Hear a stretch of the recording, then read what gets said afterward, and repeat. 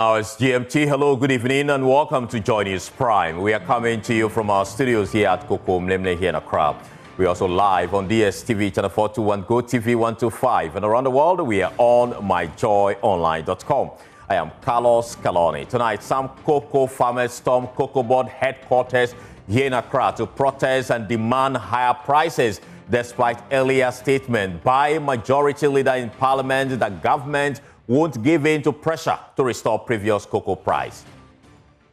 Also tonight, Parliament erupts over recent terrorist attack that killed 8 Ghanaian tomato traders in Burkina Faso as minority MPs file salvos at government and demand accountability. And 8 long years of failed negotiations explode into a full-blown maritime dispute as Ghana runs to the United Nations Tribunal on the Law of the Sea in a high-stakes battle with Togo over the oil-rich Keta Basin.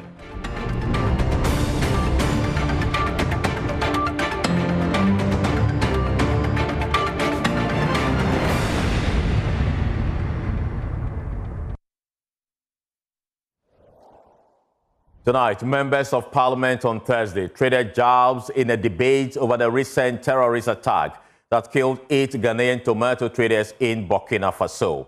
NDC MP Samuel Atamils criticized the New Patriotic Party for sinking huge sums of money into the failed Pualugu irrigation dam, which was to cushion farmers for local production and lessen importation.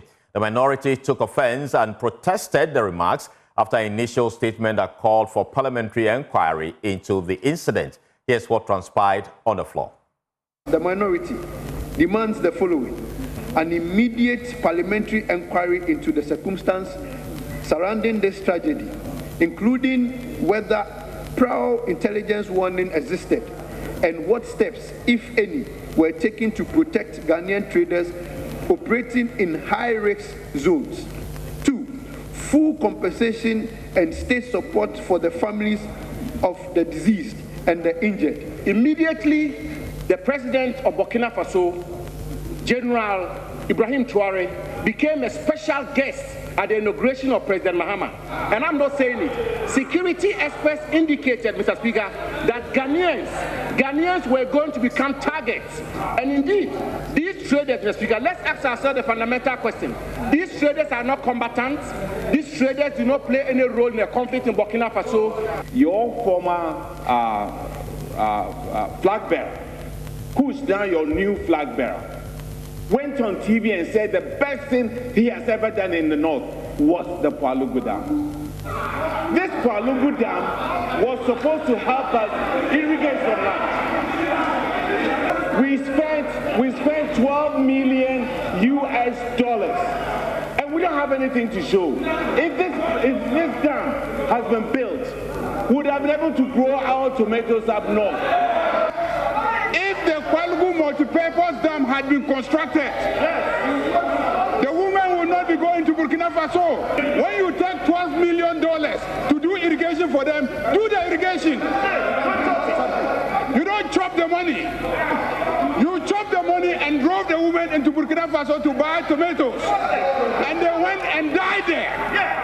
And you want to come and do politics in this chamber. The honorable member who is a majority leader is a lawyer, and he knows. I challenge him to come out with any evidence to suggest or point to a person who has abused any so-called man. Mr. Speaker, his party is in government. Where is their 24-hour economy? Where is the one job, 3 shifts? Sing it, Pualugu. Pualugu, yes. Again, sing, yes. Pualugu, yes. Pualugu, keep singing. Sing Pualugu, because if you create jobs in Pualugu, it will help the poor in that part of the region. We are joined by the security expert, Professor Kwesi, to get some perspective on this issue in Parliament. Prof, good evening, and thank you so much for joining us here on JoyNews Prime. You've heard from the majority side as well as the minority side on this issue. Do you think Parliament is doing justice to the issue with regards to the Burkina Faso, the killing of 8 Ghanaians there?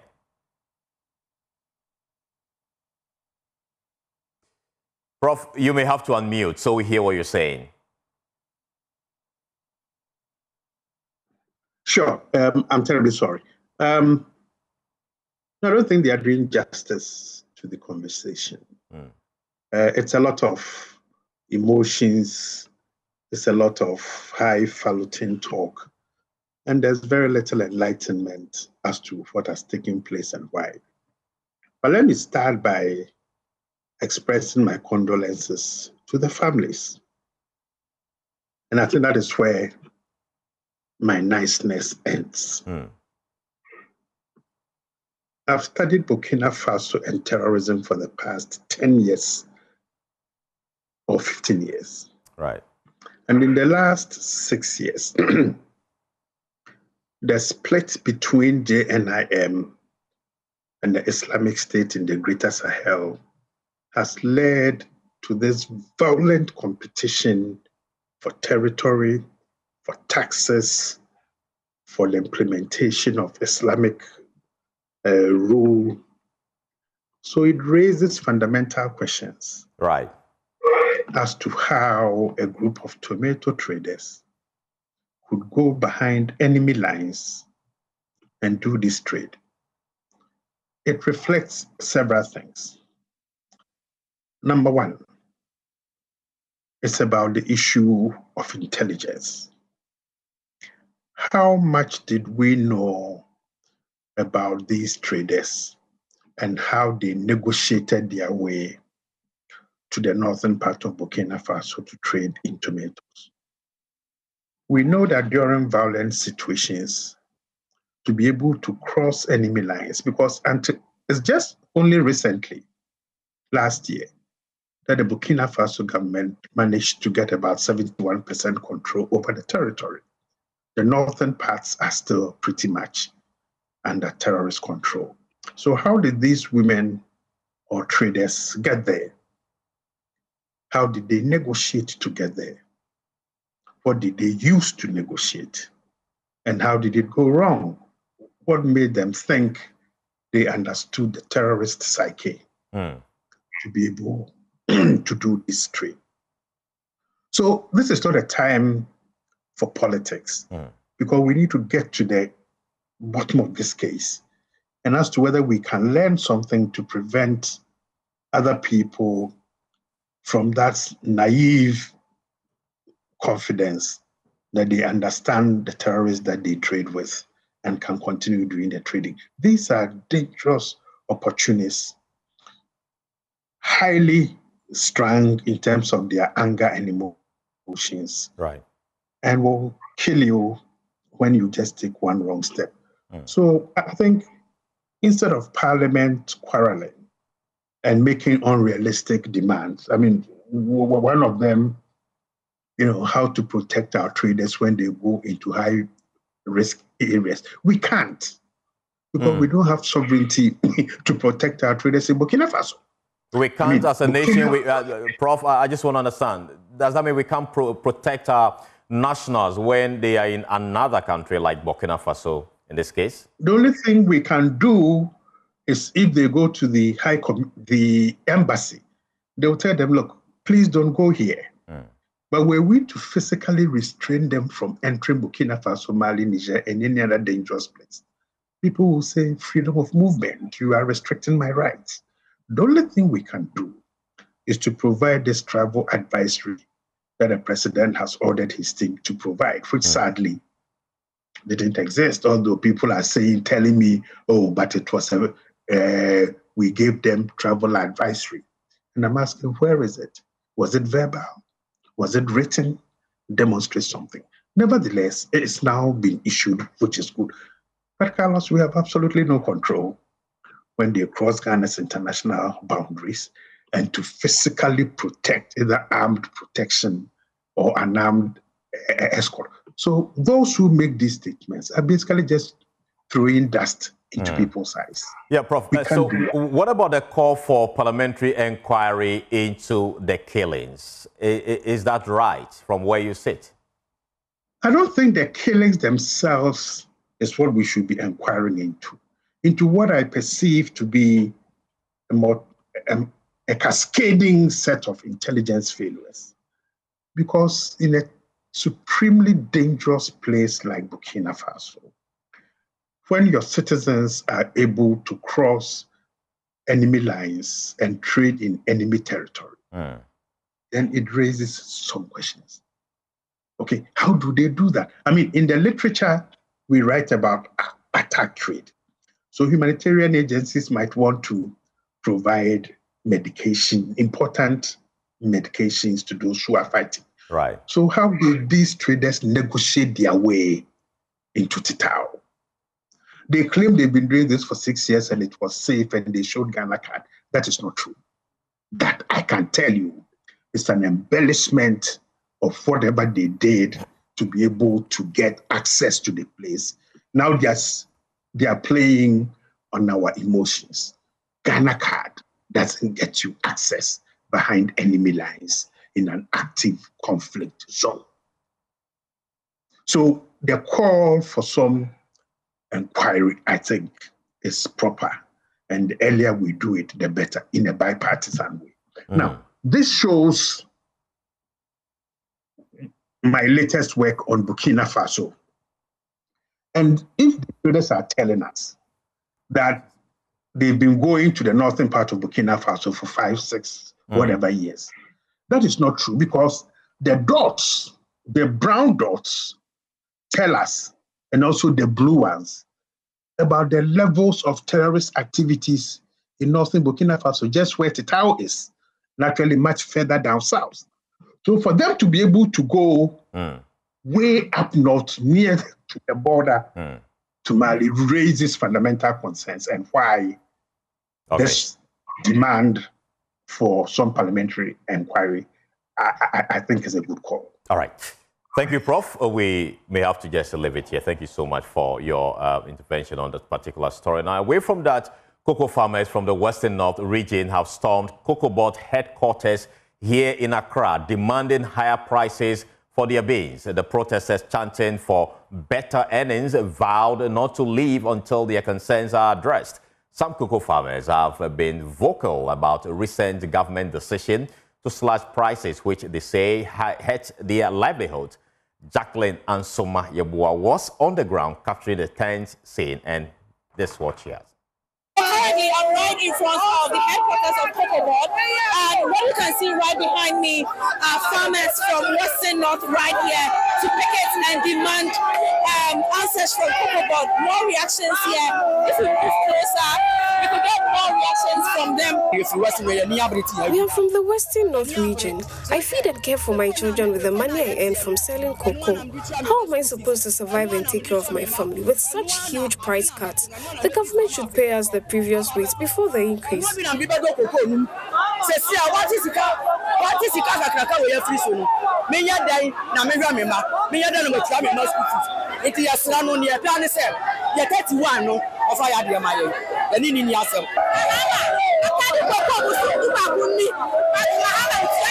I have been a cocoa farmer for 11 years. The government hasn't paid us. Our children are at home, and on top of that, they've slashed the prices. I'm here to claim what is rightfully ours. We won't allow them to cheat us. We want to send our children to school. Because of these cuts, some are being forced to turn to Galamsey just to make ends meet. These are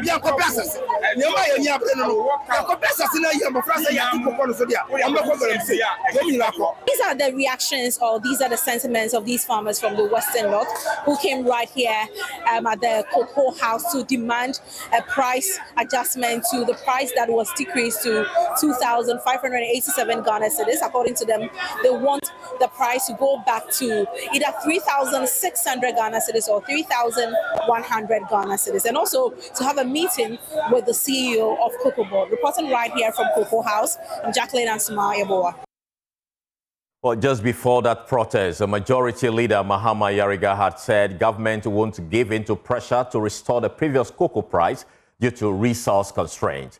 He explained that decisions on cocoa pricing are based on available revenues and economic conditions, emphasizing fiscal realities must guide policy choices. We'll hear from him shortly. First, listen to minority spokesperson on the economy, Kojopon Nkrumah, who asked if President John Mahama will be inviting cocoa farmers to his State of the Nation address. Brings to mind also the issue of our guests who come to join us for these events. And very often it's the high class in society, military, diplomatic corps, etc. I want to inquire from the leader of government business whether, as has been done in the past, we are planning to bring in some of the critical parts of our society, like cocoa farmers. You will recall that the last time President Mahama was in power, Amina, the lady who was doing, I think, pork or something, was brought into the gallery. I'm wondering whether Honorable to bring Nkrumah, farmers, etc. You are no longer a minister in this government, so you don't have control of who should be invited or who should not be invited. In response, the majority leader, Mahama Yariga, insisted that there were already several MPs who are cocoa farmers who will be in attendance.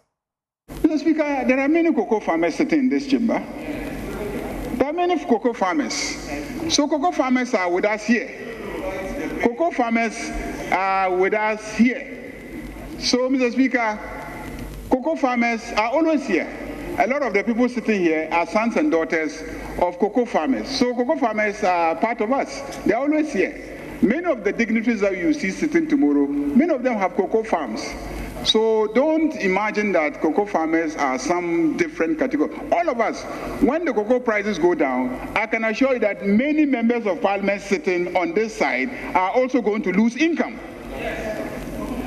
And I know ministers who are cocoa farmers, and I know that they also are going to lose income. It shouldn't be created, the impression should not be created that, it is only the ordinary person sitting out there in the village who is going to lose income. Everybody loses income as a result of this global crisis that has confronted us. The majority leader also dismissed claims that the group which recently demonstrated against the reduction in cocoa producer prices were genuine cocoa farmers. Just because you think that cocoa politics is what can help your party, I can assure you that the demonstrators, we know who they are. We know who they are. We know who the demonstrators are. We know who the demonstrators are. And we know their real motivation. We know their real motivation for demonstrating. And we know that genuine cocoa farmers know that there is a world crisis. And that world crisis is definitely going to affect their bottom line, which is the income that they will earn from the cocoa sector. And so you cannot give what you don't have, even if you promised it. Even if you promised it, you cannot give what you don't have, because what you are proposing is what you did, and you collapsed the economy of Ghana. You put cocoa board in debt over 36 billion Ghana cedis. Over 36 billion Ghana cedis in terms of the debt that you push cocoa board into.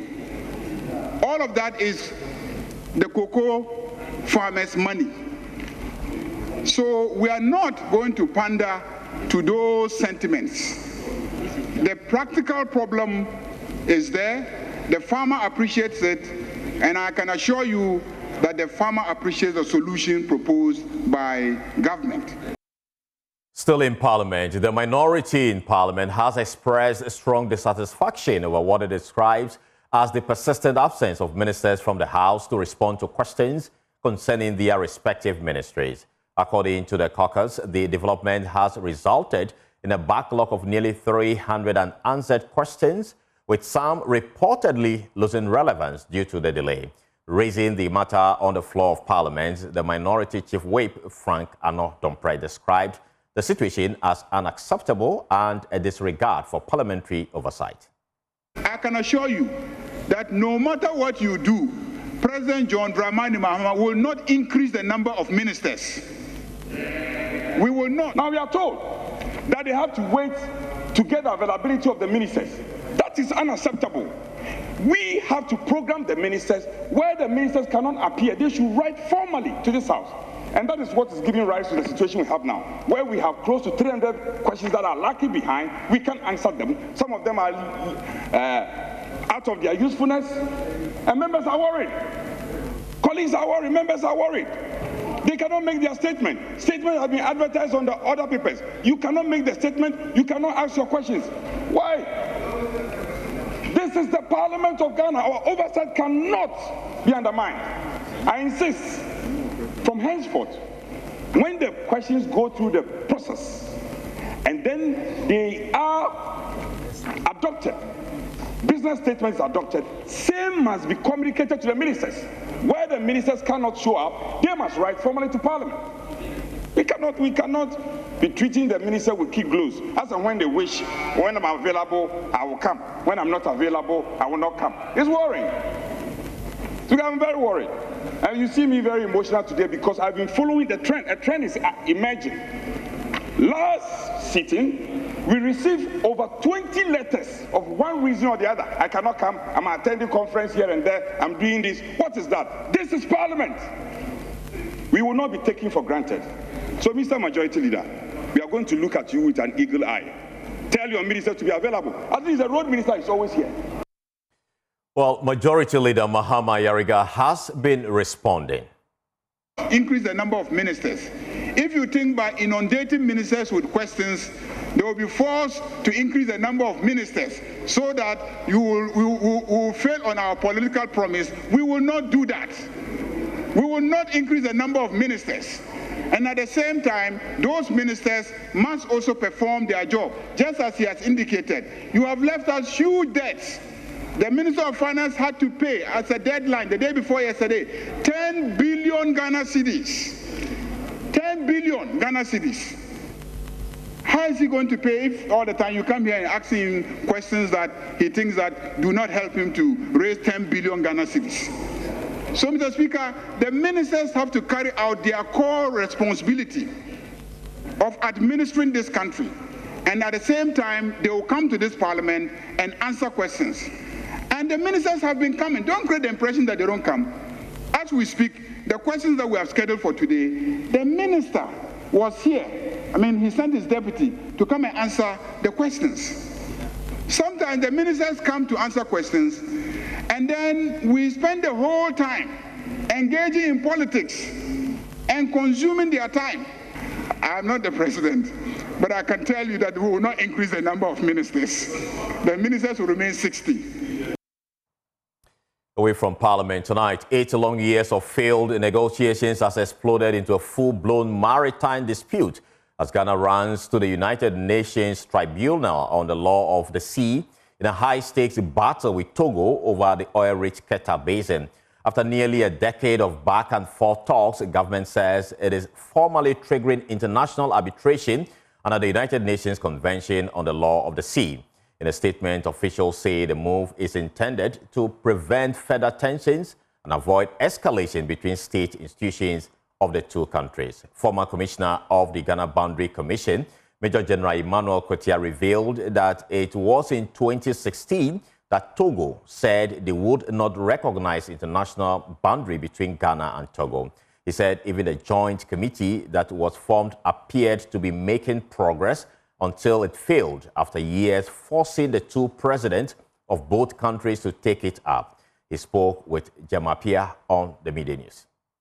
The Ghana Boundary Commission decided that since there was a stalemate in the talks, it should be escalated to the level of the presidents, those who initiated the move of the joint committee. So that was what was done, and the two presidents met sometime in July 2022 in the presence of cabinet ministers responsible for those fields and 10 members of the Ghana Boundary Commission, some kind of agreement was reached between the two presidents. But then the implementation was not forthcoming, especially from the Togo side. So I believe that this stalemate led to the current development where the Ghana government has served notice for international arbitration. Right. And what economic importance does the area hold that warrants this dispute? A lot of economic importance. First of all, some areas have been marked for oil exploration. There are rumors, not yet confirmed, that there's some deposits of oil in that area, especially along the Keita Basin. Right. Additionally, a lot of fishing activities take place in that area. And then we also know that there are a lot of river transport activities that cuts across the two countries in that particular area. Now, what happened was, as a way of goodwill to the sharing of goodwill to the Togolese government. Well, away from that, the United States Embassy here in Accra is cautioning prospective football fans traveling to watch the World Cup this year to desist from overstaying the allotted period of stay by U.S. immigration. Charged the affairs of the embassy, Rolf Olsen, at a news conference today stressed the point that a ticket to the World Cup will not be a pass to disregard American immigration laws. The diplomat further revealed that he has had engagement with Ghanaian authorities on the modalities, hence his plea to Ghana not to abuse the visas that may be granted persons to go watch the tournament. When a government issues a visa to a visitor for whatever purpose, for whatever length of time, it's really incumbent upon that visitor to respect the laws of the country that they are in. And that's both in terms of their conduct in the country, as well as how long they stay. Now, in our case, and there's the understanding of the distinction here, the visa itself is a permission to apply for entry at the port of entry, right? So the visa allows you to get on the plane. Without the visa, the airline won't let you travel, right? You get to the border at the airport, assuming that you're flying.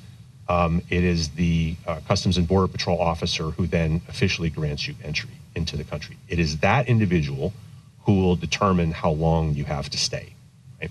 That the visa itself doesn't grant you a specific amount of time. It's that officer who has that. The standard, generally speaking, is 6 months.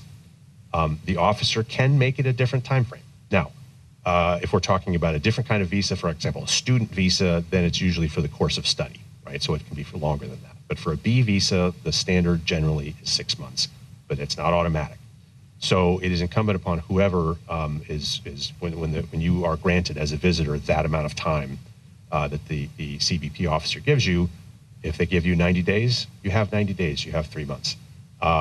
If you, have the 6 months, 6 months is a long time. And I think we can all agree that 6 months is enough time to go watch some World Cup matches, spend some time with friends, go on a vacation if you wanted to do that, and still return. And I think another thing important to emphasize here, remember that with Ghana, we have validity of 5 years and multiple entry. And most visas that are issued, and it's in this case too, the consular officer can limit the validity of a visa. It is in their power to do that. There is no automatic 5-year multiple entry. But that is generally the standard, and we generally apply that for most travelers. So you'll have the opportunity to go again if you wish. But limiting the length of time is a normal thing for any country that's watching its immigration, obviously, and controlling the visitor flow. And so we very, very strongly encourage people and expect people who are granted a visa to go to the U.S. and observe the terms of that visa from the length of time they're there to what they're actually doing. People who have exceeded the terms of their visa are breaking the law. And needless to say, we take that very seriously in the United States. Next question, let's go to This is JoyNews Prime with me, Carlos Calone. We'll return with more. Please stay.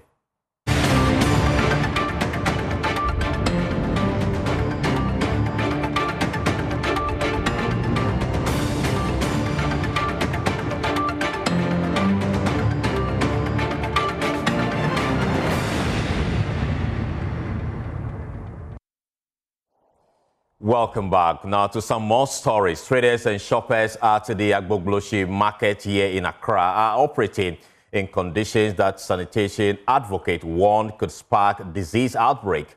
In the latest phase of the Joy Clean Ghana campaign, our team discovered heavily choked drains filled with waste, stagnant water, and visibly infestation of maggots and cockroaches just meters away from where food is sold.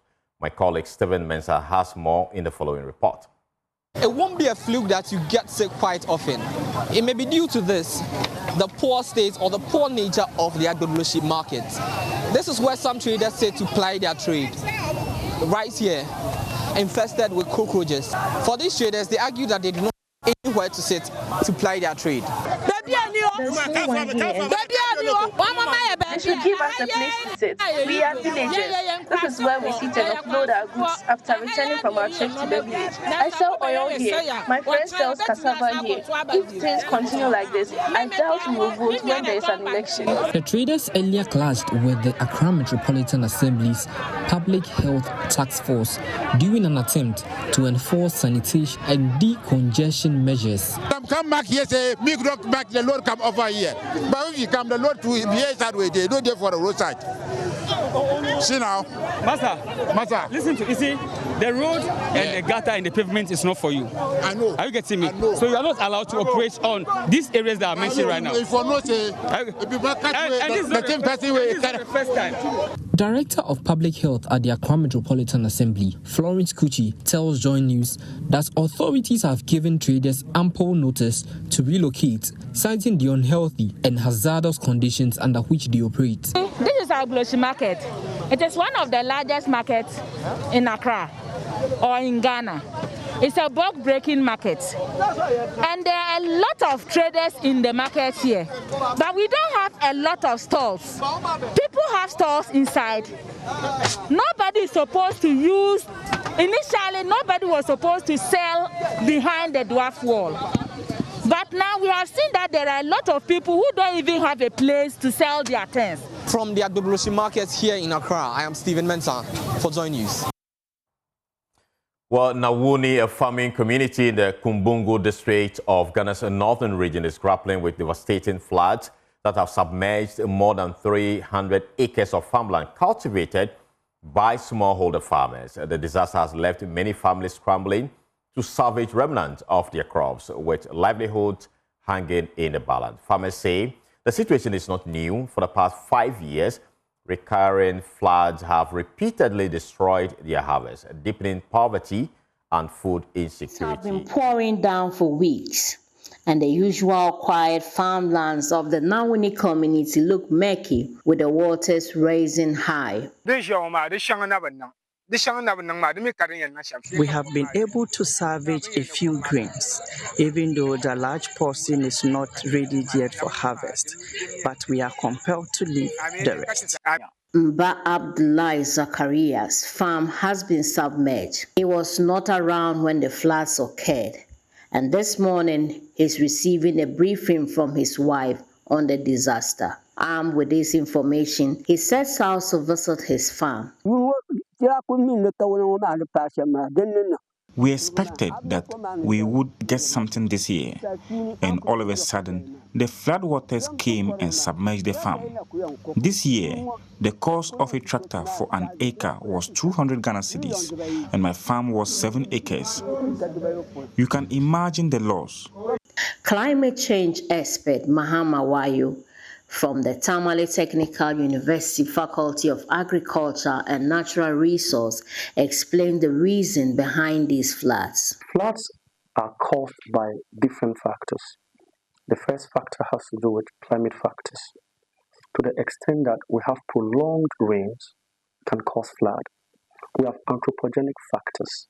Anthropogenic factors that cause flood include things like people building along waterways. Mba Zachariah and many other farmers in this community have no knowledge about climate change. I don't know anything about climate change, but the flood is often caused by the rain and the Bagri Dam. The northern part of the country contributes greatly to the food basket of the country. And so if we are not sending in our quota into the food basket inadvertently, we are going to have to suffer some levels of food insecurity.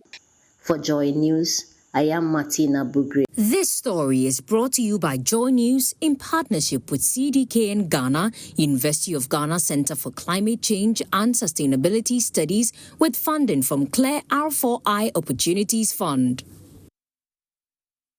Well, recent survey by KPMG reveals that nearly 50% of Gen Z respondents report have no investment at all. Speaking on Beyond the Numbers on the Joy News channel, Dennis Anso, Senior Manager for Strategy and Operations at KPMG, noted that some Gen Z respondents are still concerned about the effects of the Domestic Debt Exchange Program, DDEP. One thing we noticed from the survey results is that when they were asked about the various areas where they typically push their money, like you mentioned, they are typically within the survival mode. They spend almost about 73% of their disposable income on food. This is a very telling feature of the Gen Z's category. Now, what we realized is that because of their predisposition to be in the survival mode, even those who are finding the little they can to invest in T-bills and others are confronted with a number of fears. Some are thinking of, the effect or the impact of the DDEP we just came out of. There's also some kind of orientation gap that exists because we realize that most of these Gen Zs do not receive the needed attention from banks. Banks are looking more at persons within maybe certain age brackets, maybe 50, 60, 40, thereabout, who have the income, the disposable income to be able to invest. So that orientation, that focus on them, that education is missing. Well, we have Showbiz, but before then, Ghanaian reggae dancehall icon Samini has unveiled his 8th studio album, and wait until Becky Bex gets into the studio.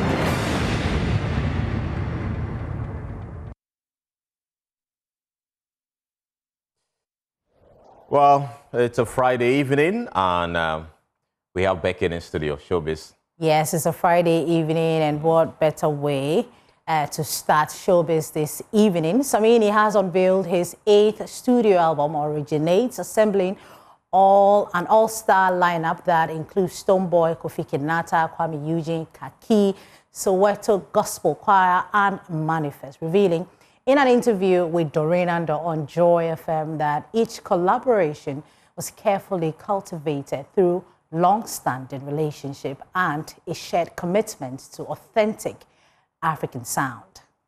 My journey, all these artists I featured on the album, I mean, most of them, apart from Manifest, I would say, came under my radar at some point. You know, I signed some of them, most of them. So, for example, Stonebwoy came through, Samini Music. Kaki came through High Grade Family. Kofi Kinata came through High Grade Family. And then, of course, Moogie's was on my first album when I did Down Kwansre. Right. You know, so all these people I wanted to have as part of this very project, so that I can be able to live that dream of having my proteges eventually become A-list and join me on stage while I'm still active. Right. How did they feel when you called upon them to come with you to record this? You know, everybody was excited and overwhelmed, and because they thought that I probably would not work on an album anytime soon or whatever, but it didn't. It came to them as, oh wow, an album, let's do it then. Right. And then some of the recordings were also organic, because I was in studio doing a track, and then Stonebwoy bumped in. He heard that one, and he's like, no, this particular one is what I'm doing. Right. I'm like, okay, go ahead and do it. Right. You know, so Kaki also, when I hit her up, she was like, oh, I couldn't wait for this call because I'm trying to come back to the music, and then so this would be a perfect opportunity to reintroduce myself. So let's go. Fantastic. Yeah.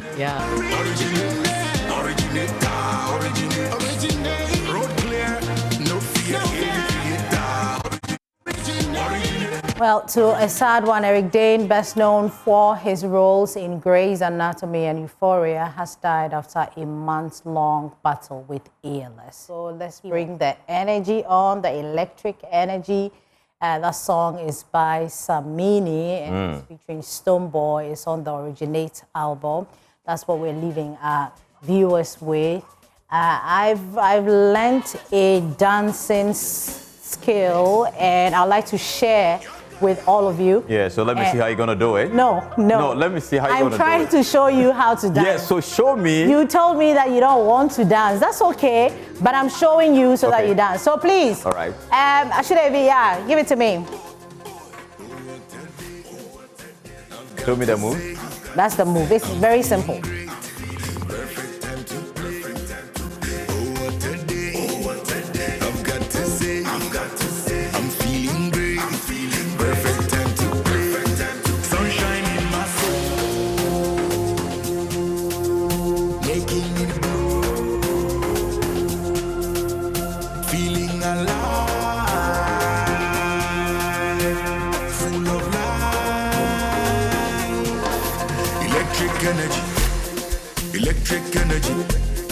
Electric energy. Half time for.